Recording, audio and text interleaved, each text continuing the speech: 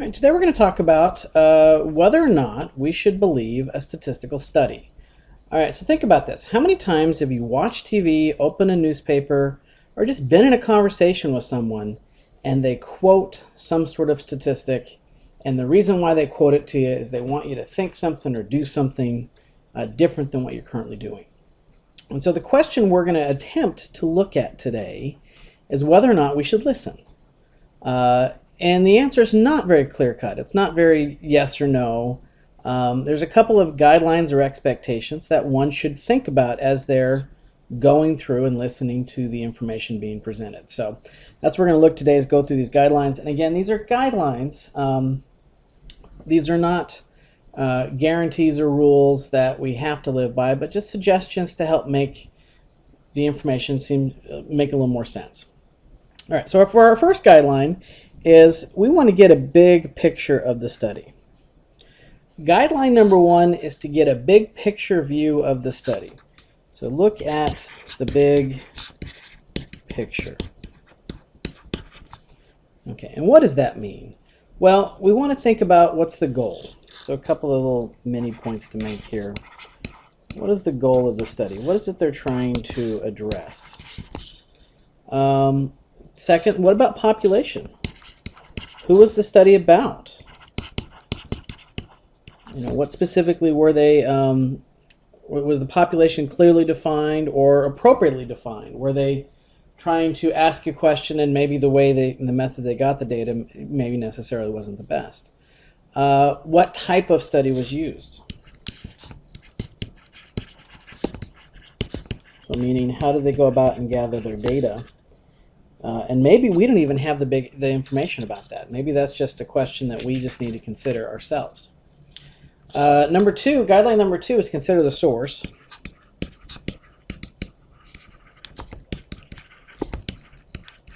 Now, this is not to say that all statistical studies are bad, but you need to be subjective about listening to the data. If you're listening to information about teen pregnancies and it happens to be a national organization that specializes in birth control, you might want to consider maybe they have an agenda about the information they're throwing at you. So you want to be very careful about the source, and you want to make sure that the question they're asking maybe doesn't necessarily have some bias behind it. Doesn't mean the conclusions are invalid. It just means you want to take a second and think carefully about who funded it and whether or not it's worth listening to beyond that point.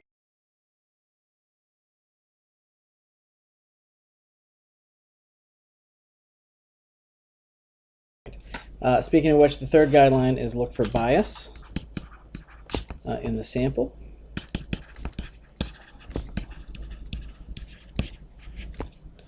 Okay, bias in the sample means when they gather the data, they could have done a couple of different things. They could have done something called selection bias and participation bias. So let me so let's define these two terms. Selection bias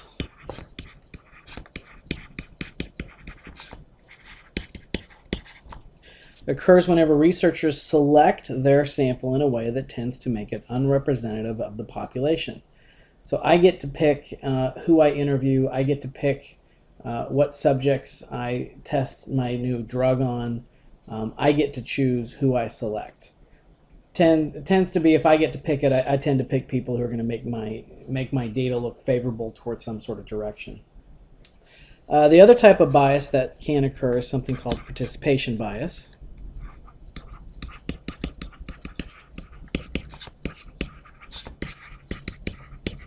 And this occurs primarily with surveys and polls. It is whenever people choose whether or not they participate. And the reason why this is bias is when think about American Idol or a call-in show or So You Think You Can Dance or any show like that where people get to call in and pick who the winner is. Well, the only ones they're calling are the ones that are very passionate about their candidate. They really feel strongly either for or against a particular issue. And so participation bias sort of makes the extreme case and doesn't see what the middle view might value. So that's another bias you want to consider.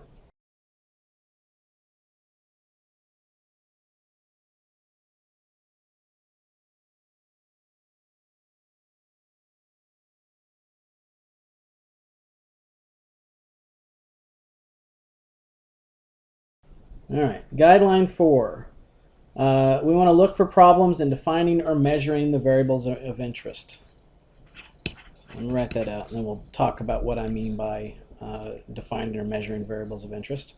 So we want to look for problems in either defining or measuring the variables of interest.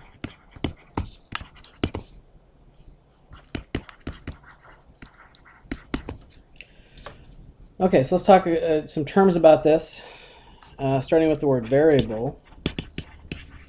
So a variable is any item or quantity that can vary or take on different values.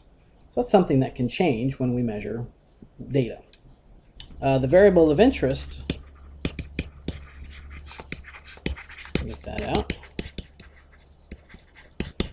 In statistical study are the items or quantities that the study seeks to measure. So it's the item that we are actually interested in measuring on. So some of the surveys that they throw at you, they didn't clearly define what they measured to make that statement anyways. And some of the surveys, the thing that they're claiming, they can't measure. So those are some questions to consider. So an illustration of this, a commonly quoted statistic is that law enforcement authorities succeed in stopping only about 10% to 20% of illegal drugs entering the United States. Should we believe the statistic? Okay, so let's take a second and think about if we have concerns, what might the concerns be?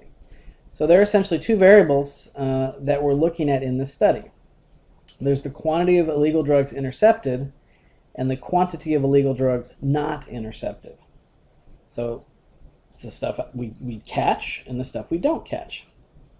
Now, of those two variables, clearly we can measure the stuff we catch. We caught it. We have it in our possession. We know how much it weighed. We know how much it's worth. We can make statements about what we found. But illegal, by its very nature, means we didn't know it. It's not legal. No one measured it. So how can we say then, in a percentage, that I've caught 10 to 20% of illegal activity if I don't know where, if I knew where all the illegal activity was, wouldn't I catch more? Kind of makes me sound a little on the lazy side if I'm only catching 20% of something where I know 100% of it. So you want to show some caution towards a statistic like that.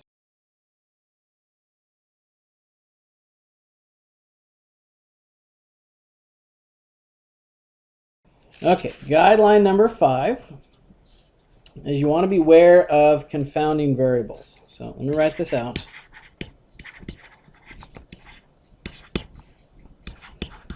This is a new word for us. Confounding variables. And so let's sort of define this. Variables that are not intended to be part of a study can sometimes make it difficult to interpret the results properly. Such variables are often called, this is where our confounding comes in, confounding variables, because they confound or confuse a study's results. So in essence, let's say I'm measuring, I want to see if this new shoe makes people faster. And I randomly grab 100 people and I put the shoes on them, and I grab another 100 people and I just let them wear their own shoes and I let them just run. And I make no effort to sort them other than I just grabbed 200 people, 100 of them wear the new shoes, 100 wear the different shoes. Okay, so what I need to consider is when I look at my results, I'm going to find that some people are just more athletic than others. Some people enjoy running. Some people hate it. And so I want to look in my my groups, look at my people that I grabbed, and I want to compare and see, well, how many athletic versus non-athletic people did I have? If I don't do that, then I'm letting athleticism confound the data. Now let's say I go into those 200 people and I sort them based on weight, body fat, gender, and I just basically separate them out into various groups that make them unique. And then I do the same test. I take half of each group and I put them in the new shoes and half and I put them in the old shoes. And then I have them run. Well, at that point, I can say I've sorted my variables and I've gotten rid of any sort of confounding variables that might impact the overall data. So confounding is sort of a tricky issue. It's just any time where there's a third variable, there's something else impacting the overall results, and that's what's really controlling the end result versus the what I originally claim is.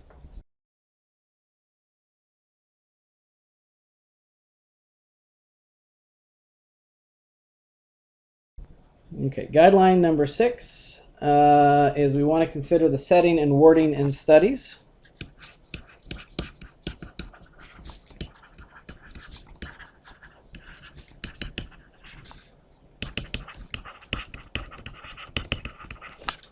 Okay.